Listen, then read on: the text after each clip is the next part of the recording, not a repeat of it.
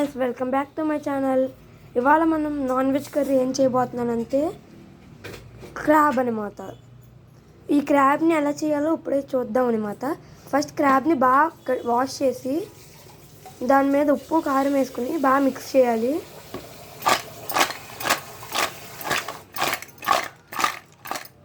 బాగా మిక్స్ చేశాక దాన్ని 1 అవర్ పక్కన పెట్టుకోవాలి. అప్పుడు బేసిన్ మీద నూనె రెడీగా పెట్టుకోండి. దాని ముందు ఒక 3-4 ఆనియన్స్ని బాగా పేస్ట్ చేసుకోండి. దాంతోపాటు 2 ఆనియన్ చిల్లీస్ని తీసుకుని ఆ నూనెలో స్లోగా కొద్దిగా వేయండి.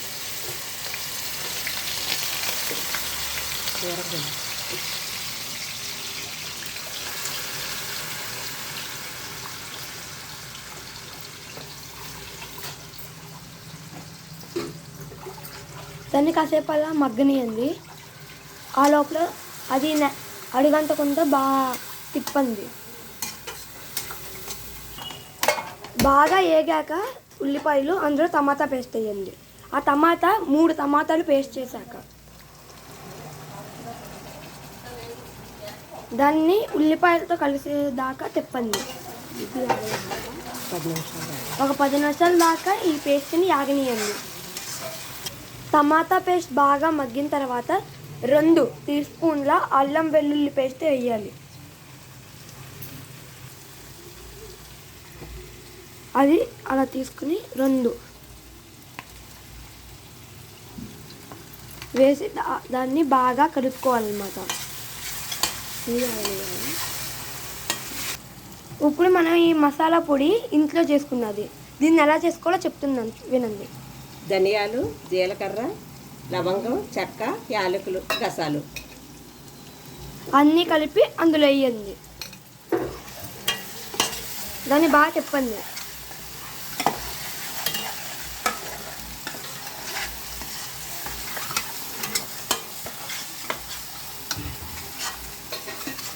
తర్వాత ఇప్పుడు కారం వేసుకోండి. మీకు ఇలాంటి చెంచాలు ఉంటాయి కదా, చిన్న స్పూన్స్. ఆ స్పూన్స్తో 2 స్పూన్లు కారం వేసుకోండి. నిందాగా ఆల్రెడీ పీతల్లో కారం వేస్తాం, ఇందులో మసాలాకి ఎక్స్ట్రాగా. దాన్ని బాగా మిక్స్ చేయండి అనమాట. అది ఏగేదాకా ఉంచండి.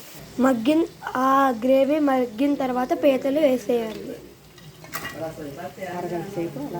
అరగంట సేపు దాన్ని సిమ్లో ఉంచండి.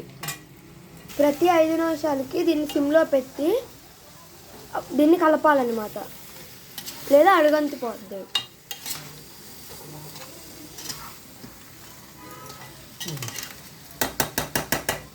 ఇవి వేగిన తర్వాత 2 గ్లాసులు వాటర్ పోయాలన్నమాట. మొత్తం చుట్టూరు అంతా వాటర్ వెళ్ళేలాగా ఒక 10 మినిట్స్ అయితే ఉడకనివ్వాలి. అది అరగంట మగ్గిన తర్వాత దాని మీద పైన కొత్తిమీర వేయండి అనమాట. అప్పుడు ఇంకా దీన్ని ఆఫ్ చేసేసుకొని పక్కన పెట్టేసుకోండి. ఇది వైజాగ్లో చాలా స్పెషల్ అనమాట. దీన్ని మా సుజాత నాని వైజాగ్ నుంచి వచ్చి చేసిందనమాట.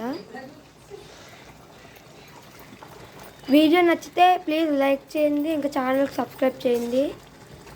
ఇంకా మీకు ఏమైనా రెసిపీస్ కావాలో కామెంట్ చేయండి. ఓకే గాయ్స్, నెక్స్ట్ వీడియోలో కలుద్దాం మళ్ళీ.